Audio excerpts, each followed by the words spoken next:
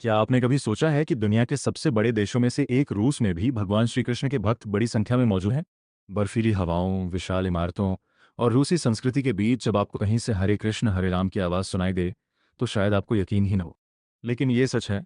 आज की इस वीडियो में हम जानेंगे रूस में हिंदू धर्म और विशेष रूप से श्री कृष्ण भक्ति के उस सफ़र के बारे में जिसने हजारों किलोमीटर दूर भारत की आध्यात्मिक परंपरा को रूस तक पहुंचाया।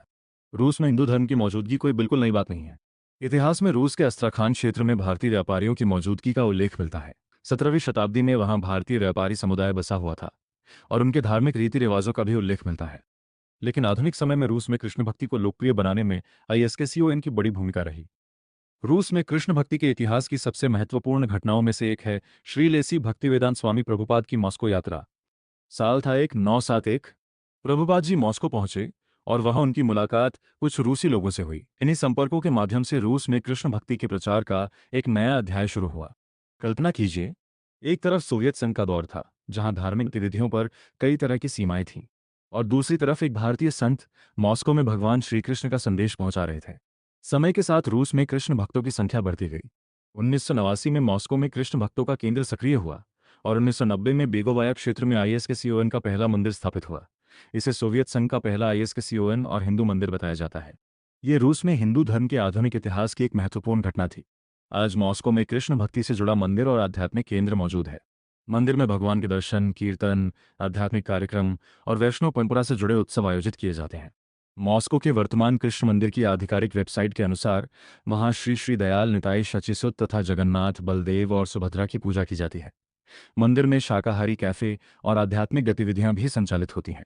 रूस के अलग अलग शहरों में भी कृष्ण भक्ति से केंद्र विकसित हुए हैं। उदाहरण के लिए ओम्स्क में 2011 में राधा गोविंद की मूर्तियों की स्थापना का एक बड़ा धार्मिक आयोजन हुआ था, जिसमें सैकड़ों भक्त शामिल हुए थे। इससे पता चलता है कि कृष्ण भक्ति केवल रूस की राजधानी तक सीमित नहीं रही।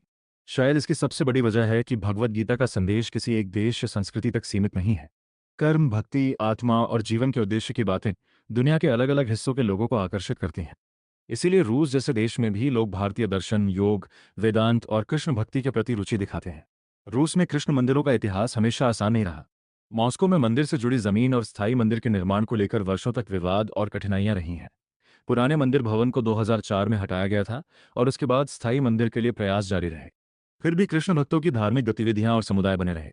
सोचिए, भारत से हजारों किलोमीटर दूर एक ऐसा देश जहां साल के कई महीनों में कड़ाके की ठंड पड़ती है, वहीं किसी मंदिर में भारतीय परंपरा के अनुसार आरती हो रही है, घंटियां बज रही हैं, भक्त कीर्तन कर रहे हैं और भगवान श्री कृष्ण का नाम गूंज रहा है। यही तो भारतीय संस्कृति की खूबसूरती है। तो दोस्तों, रूस में हिंदू मंदिर और कृष्ण भक्ति की यह कहानी हमें बताती है कि आस्था की कोई सीमा नहीं होती।